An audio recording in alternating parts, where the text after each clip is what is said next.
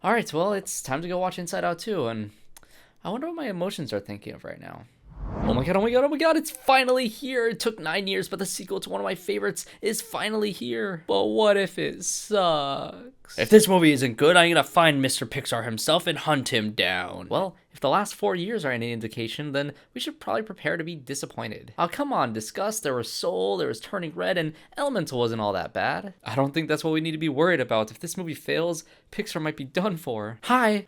Oh, I just can't take all this anticipation. Let's get going, guys. What are you waiting for? Alright, well, I guess let's get going. What can possibly go wrong?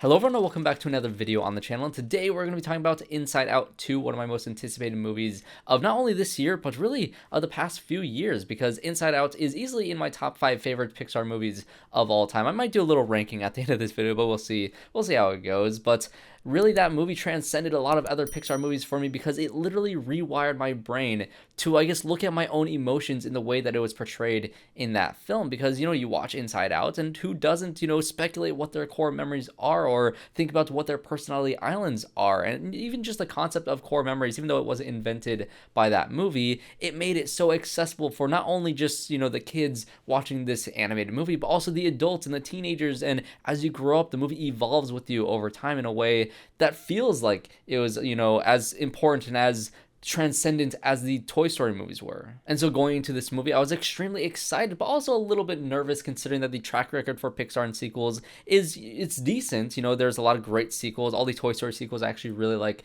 all of them quite a bit. The Finding Dory, I think that's probably their worst sequel. I think, Monsters University is a pretty good prequel.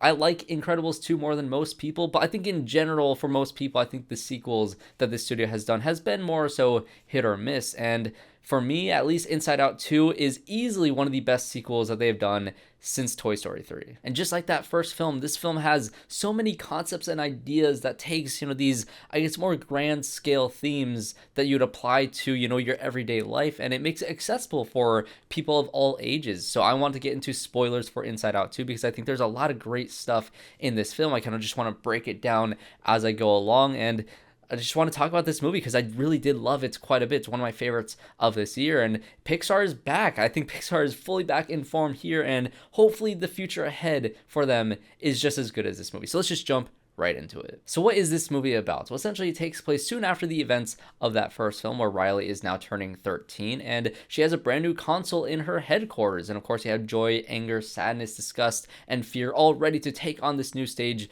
of Riley's life when this alarm goes off, and that alarm is the puberty alarm. A bunch of little construction guys break into the place and tear the whole place apart to expand headquarters in a way that we haven't seen before, and we're introduced to a bunch of new emotions, mainly led by anxiety, but we also have envy, we have ennui, which is basically boredom, and we also have embarrassment. And these four emotions are going to take over headquarters and bottle up all the original emotions and send them out into the, I guess, the brainscape of this world that we have set in this first film. And they're going to take over headquarters because they believe that they are the emotions that Riley needs at this point in her life. And because this is an Inside Out movie, there's going to be two different plot lines going on at the same time. There's a plot line going on inside Riley's mind, and of course there's a plot going on in the real world with Riley. And this time around, she's going to this hockey camp with her two friends from middle school, but she finds out that her two friends are not going to be transferred to the same high school as her. And so she's faced with this decision: where is she going to, stick around with her two friends for one last, chance to play hockey with her friends, or is she going to choose these cool new kids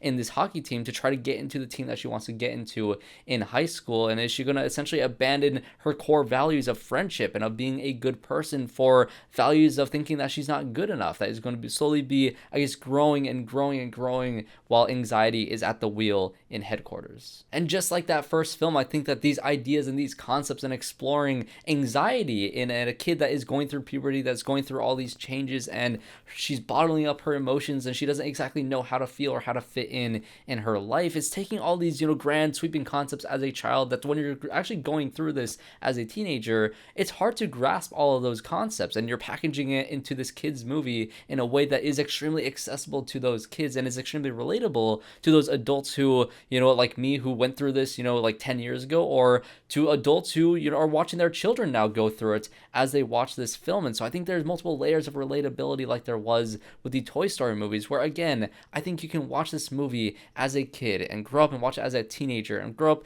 and watch it as an adult and as a father or a mother going back and watching this with your kids, and you're going to have a vastly different experience with this, but you're going to enjoy it all equally because it is relatable, it is very human, and it is also just extremely entertaining as a fun Pixar adventure. And with this movie kind of following the same, I guess, structure and formula as that first film, with, you know, joy, fear, anger, sadness, and disgust all being kicked out of headquarters, they're basically going to have to go through Riley's mind to try to retrieve this I guess her core belief system, which is a new concept that is introduced in this movie that is, you know, shoved to the back of her mind through this, you know, tube of suppression essentially, and they're going to try to go after this thing to bring it back to headquarters to make sure that Riley has her core beliefs of being a good person and being a good friend, which is slowly being lost throughout this movie. And similar to that first film, on their journey through there, you're going to see all these funny and clever little concepts of, like, in that first movie you had abstract thought, you had the train of thoughts, you had like imagination land, and all these different you know, I guess, ideas and these terms that you hear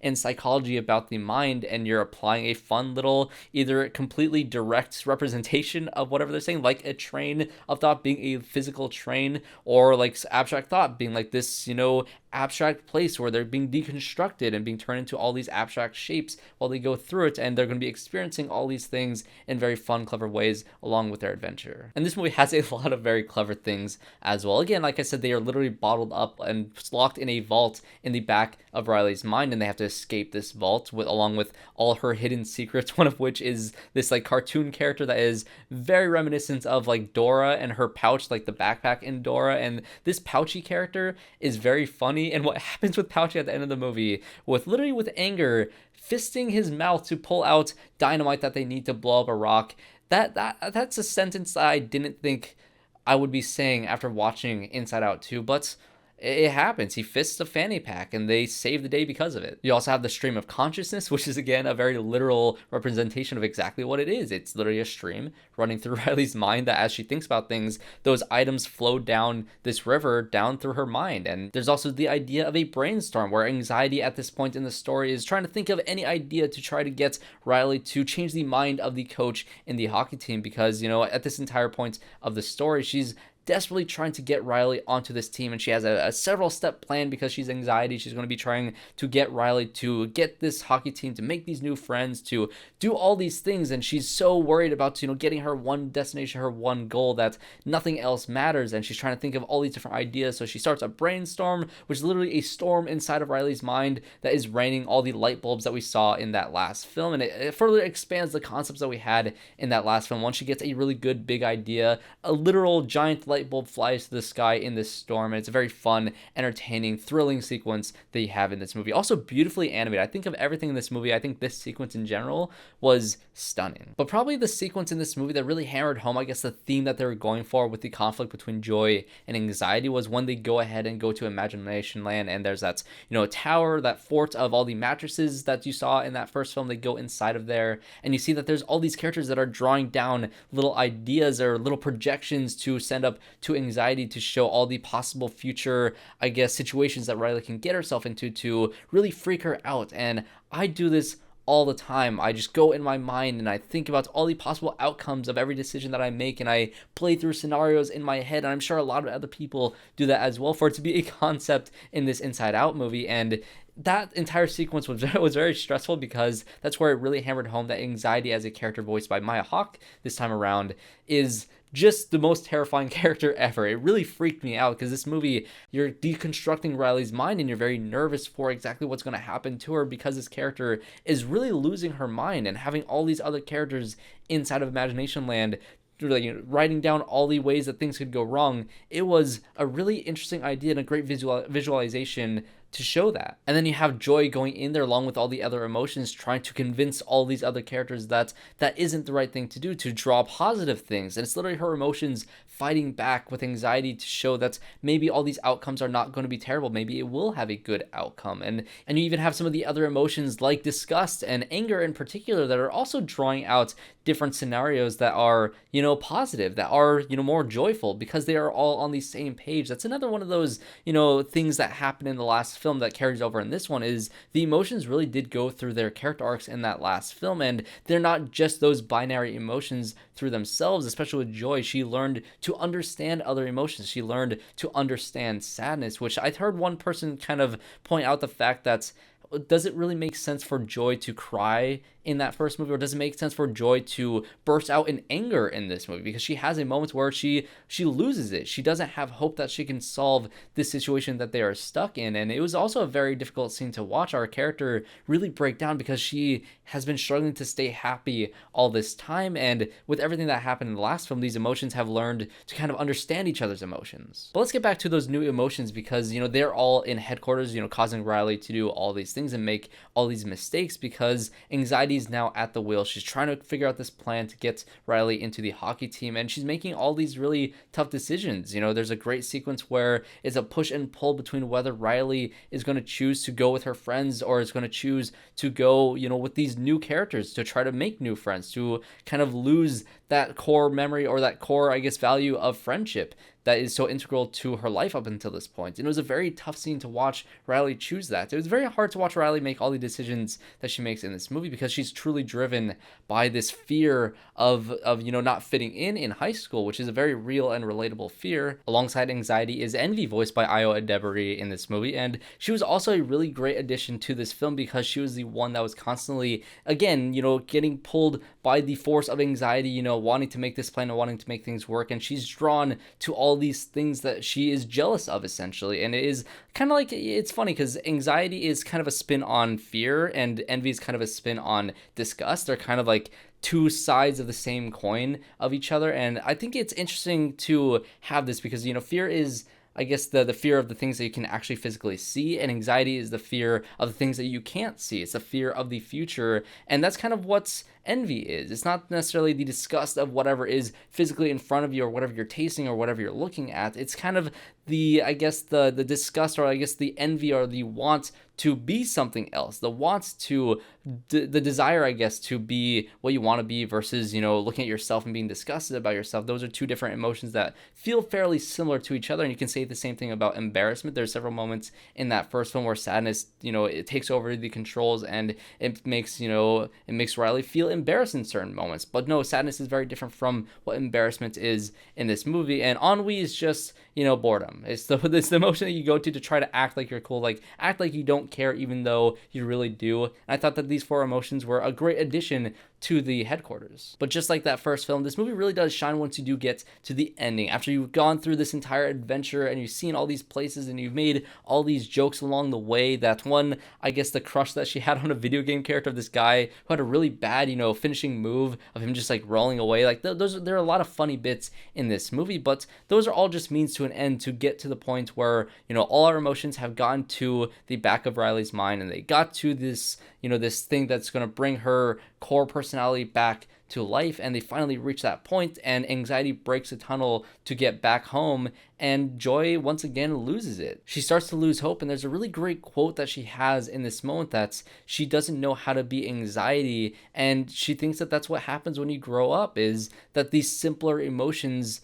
are going to fade away in the background, and maybe as you grow up you don't feel joy as much as you do after this point, which honestly I think that is another very hard lesson that you're teaching kids in this movie, is the fact that it's okay to not be happy all the time, which again is kind of a further exploration of what that first movie said. But even more so, it is a coming of age story to show that Riley's mind needs these more complex emotions, and it's going to crowd her mind quite a bit, and so you're not going to have as much time for joy, and that's kind of what happens as you grow up in life. But it doesn't mean that joy needs to be completely gone, and that's something that Joy needs to hear. She needs to know that Riley not just needs joy, but also wants joy. There's an actual choice, an actual, I guess, motivation for Riley to choose what emotion that she wants to have at any given moment. She decides to bring joy back at this later point in the movie, which I thought was another beautiful moment, taking Joy on this arc of, it's okay to be stuck in the background, but her girl is always going to, seek out joy in the end of things. But the thing that got me most emotional in this film, which, of course it is a Pixar movie, I nearly teared up. I think if I were to watch this movie again, I would probably shed a tear, because the entire portrayal of an anxiety attack was so incredibly stressful. I honestly think that anxiety as a character is the scariest thing I've seen in a movie all year. She is terrifying. And when she's going through the panic attack, when she makes the foul in the hockey game and she's put back in the penalty box and she's stuck in her own thoughts, and anxiety is going faster and faster, looping around the console, just hitting all these buttons, and she starts to just turn into this I guess storm, this unstoppable force of anxiety that is clouding her entire mind, and nobody else can even get close to her. And it is such a visceral portrayal, especially once, everybody does get back into headquarters and they're trying to pull this anxiety-ridden core purpose of I'm not good enough out of Riley's mind. And once they do that, it still doesn't stop anxiety. It's still going, and Joy has to seek out and try to stop anxiety herself. And just the moment when Joy is inside of this clouded area surrounded by anxiety going so fast that it looks like she's still at the console, and anxiety just being frozen. She doesn't know what to do, and just the comforting nature of Joy getting anxiety to slowly look over at her and slowly, get her hand off the controls and to let go and to let, Riley feel again. I think that was such a beautiful moment in this movie. That's, again, that idea, that entire sequence is such a great, I guess, portrayal of a panic attack that you can show a child so they would know exactly what's happening to them, because the concept of, mental health and anxiety and all these things have become so important in recent years. And I think that this movie is the perfect movie to show kids, to let them know that the feelings that they have are valid and that they can be comforted in this. And the entire time this ending was happening, I was like, somebody give Riley a hug. She just needs a hug. She needs the support of her friends. And it was very touching. And in the end, she reconciles with her friends and she realizes that she wants to be happy. That's, this sport isn't, just a sport to her. It's not just a competition. It's not a means to an end to get onto a team and to make these new friends. She has friends, and yeah, she's, trying to become cool in this group, but she needs to be herself and she needs to choose who she wants to be. And by the end of this movie, when you have all the flooding of all these, I guess, lost memories, or all these memories that she had kind of suppressed in the back of her mind, all flowing in to this, I guess, this visualization of all the memories that are, creating her core belief system, it all comes flooding in, and her belief system goes from just, I'm a good person, to, I'm not good enough. I am a good person. I am angry sometimes. I can feel all these things, and all these feelings are valid. And now that I am a teenager, it's okay to have all these feelings, and I need to understand that all these feelings are not something to bottle up, or not something to suppress in the back of your mind. And again, these are concepts that are universal to everybody. Even when you do grow up, you can still learn lessons from this movie, which is why I love Pixar so much when they do stuff like this, when they do movies like Soul, when they do movies like Turning Red, which I think a lot of people just don't look at that movie as closely or as intently as that movie did, because I think that movie is a lot stronger than a lot of people give it credit for. And so I think that this movie once again shows that Pixar has that magic, it has that touch to be universal to all different people. And it just was a beautiful continuation of my favorite series that I hope becomes the flagship series of Pixar. They keep on making Toy Story sequels. That's kind of their flagship franchise. We saw that Lightyear didn't do too well, so hopefully Toy Story 5 is a good movie. Hopefully, I'm really crossing my fingers. I'm nervous for that one. But if they continue making Inside Out movies, just make one more movie and wrap this up as a trilogy, I think it could really be a beautiful thing by the end of it, just like how the original Toy Story trilogy was. Who knows what they'll do with an Inside Out 3. They probably won't do anything similar, I guess, plot-wise to Toy Story 3, but thematically, I think, growing up, you had her as a child, you had her, going through puberty as a teenager. I think growing into adulthood is another great, I guess, moment in time that you can capture with this character. Maybe it'll be in another 8-9 years. Hopefully it's not, but either way, I really loved Inside Out 2, and I'm very curious to hear all your thoughts on this film as well. Were you as enraptured by this film and as emotionally invested in this film as I was? Do you think it's better than the first one? I don't think it's quite as great as that first one, because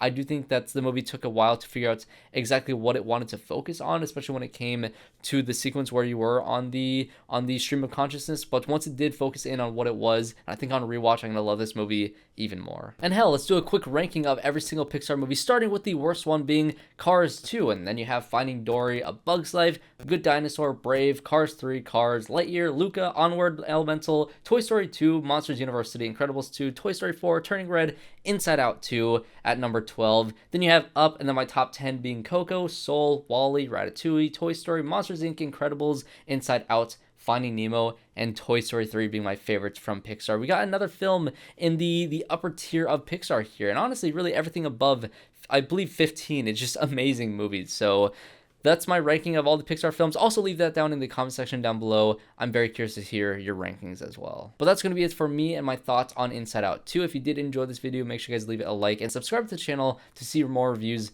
just like this one. I'm reviewing The Acolyte every single week while that show is going on. I'm also planning on making a video for Doctor Who. I just started watching the new series on Disney Plus, and honestly, I'm really loving it. I've never watched Doctor Who in my life. Definitely going to be talking about that on my channel as well, along with all the movies that are releasing every single week.